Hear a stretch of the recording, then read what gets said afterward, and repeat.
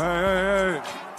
I think it's safe to say that after last night's happenings, most Denver Nuggets fans are just a little down bad right now. And I completely understand why. You get off to a nice 2-0 start, you beat the Suns, you beat the Spurs, you run into a Cleveland Cavaliers team who somehow beats you at home, and I'm still not quite sure what happened in that game, but then you get a primetime game against the undefeated Utah Jazz, and nothing goes right at all. Obviously, the huge storyline that came out of this blowout loss was that Nikola Jokic was knocked out of the game with a knee contusion. Now, it's definitely great news that it's not anything long-term, like anything torn in his knee, but also Nikola Jokic might miss a game or two, and that's just strange because Jokic is a rare superstar that's actually very durable, especially for today's NBA where we see a lot of load management and resting. So when it comes to the results of this injury, Nuggets, if they play a game or two without Jokic, obviously they're going to struggle, they're going to need other players to step up, but in terms of long-term results out of this, there's not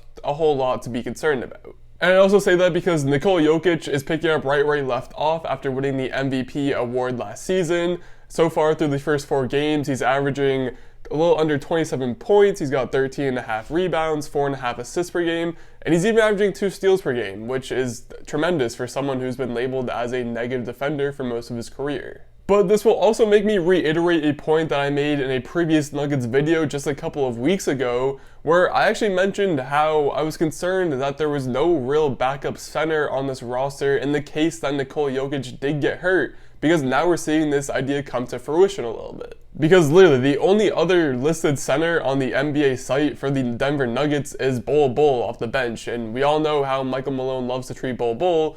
Never gives him any minutes. I doubt he'll give him any minutes now. I mean, maybe he'll get like a stint or two a game if Jokic does miss time. But again, knowing Michael Malone, he'll probably just stick a whole lot of that filling the shoes effort on guys like Jeff Green, JaMychal Green to just play some small ball 5. Again, in the case that Nikola Jokic actually does miss games. But all the Jokic news aside, if you're a Nuggets fan, there's other reasons to be down bad because there are just a bunch of other things that, again, you don't want to get too ahead of yourself because it's still early in the season. Shooting slumps are a thing, but there are a bunch of guys who aren't exactly performing up to par right now. The most notable one has to be Michael Porter Jr., in part due to the fact that he just signed that big contract extension that has the potential to be a max extension.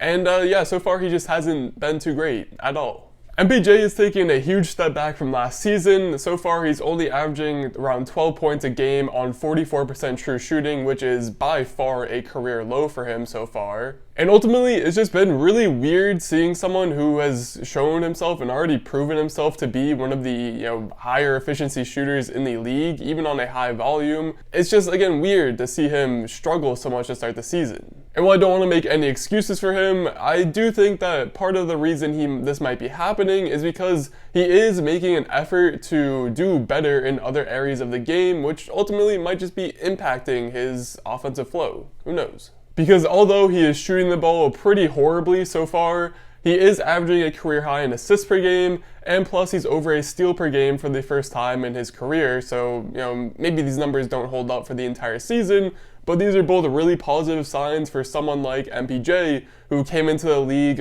only being a scorer. From there, Aaron Gordon continues to just be a solid piece, a solid addition to this Denver Nuggets team. I know when they acquired him last season, and he was seen as sort of like the final infinity stone for this for the rotations and for the roster. He seemed like he was the guy that was going to help get this team over the hump and be a true contender. But part of that storyline was relying on Aaron Gordon continuing to be a good 3-point shooter.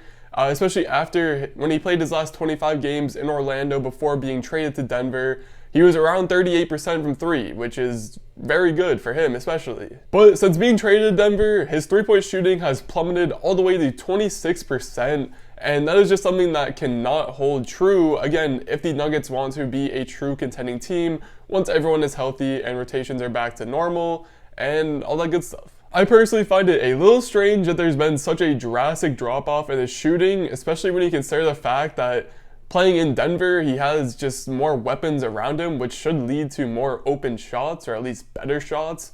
So all of this is a little bit confusing to me, so definitely something to monitor as the season continues to go on. And then one other, this isn't really a specific person, but one other group that has been underperforming for Denver to start the season is their bench. And that's not to say the Denver bench has been bad, because they haven't been terrible, but they also haven't been great. And especially when you have someone like Jamal Murray, who's going to be out of the rotation for a while, that's just going to, in turn, someone has to take his spot in the starting lineup, which means there's going to be less production off the bench, and that's exactly what's happening with Monte Morris right now. But when you look at the other guys who have been, the main guys who come off the bench, you've got Jeff Green, PJ Dozier, Facu Campazzo, JaMychal Green, just none of those guys have been necessarily great to start the season. So I am pretty interested to see what Michael Malone is going to do to switch up this second unit, because I know after last night's game, I saw a quote that made it seem like he was pretty sure that some sort of change is going to be coming. So I don't know if this means that rookie Bones Highland is going to get some run to try to spark some scoring off the bench. Maybe Bol finally gets an opportunity. I know he was in some news on NBA Twitter because he was liking some tweets about Bol not getting enough playing time, which is just kind of funny.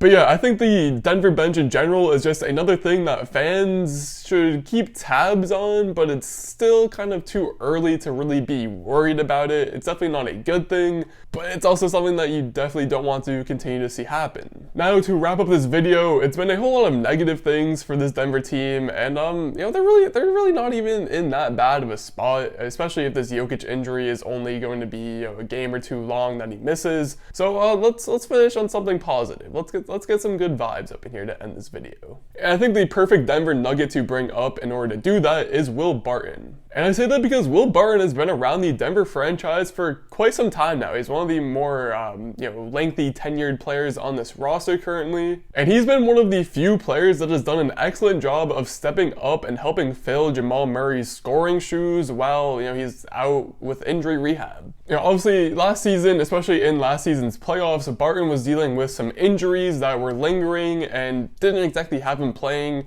the same as he used to, so it's definitely nice to see him be healthy again and actually be able to contribute on a nightly basis for this team. Even so far this year, he's averaging a little over 16 points per game, he's getting close to 5 rebounds and close to 4 assists a night. He's also doing that on 52, 42, 50 shooting splits. And I think his presence was definitely noticeable in last night's game against the Jazz, especially after Jokic went out, because he was simply just the only one that was able to score the ball for the second half of that game. Without Jokic and with Aaron Gordon in foul trouble, he was the only player on that team that was capable of getting any sort of rim pressure and getting any sort of penetration into the paint to score the ball. Now obviously you don't want to rely on Will Barton to be your top scorer for a lengthy period of time, but if it's only for a couple of games and you can actually game plan around him, I think he really is capable of being a 20 point per game guy that can go out you and win a couple of games if need be. So at the end of the day, is it time to worry about the Denver Nuggets?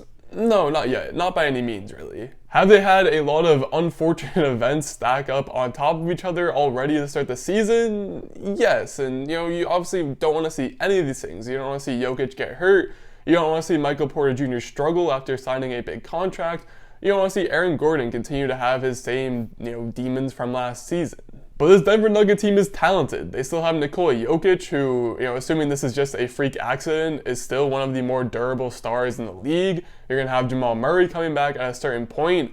All you really have to do is try to water in what's looking like pretty open West this season. And, by playoff time, you should have your full roster at full strength, and you should be able to finally get everyone on the court and healthy and playing together at the same time, which is right now the ultimate end goal for this Denver Nuggets team. And if they are able to do all those things, I really do believe in them to be a top championship contending team. Again, just assuming that they're going to be healthy come playoff time.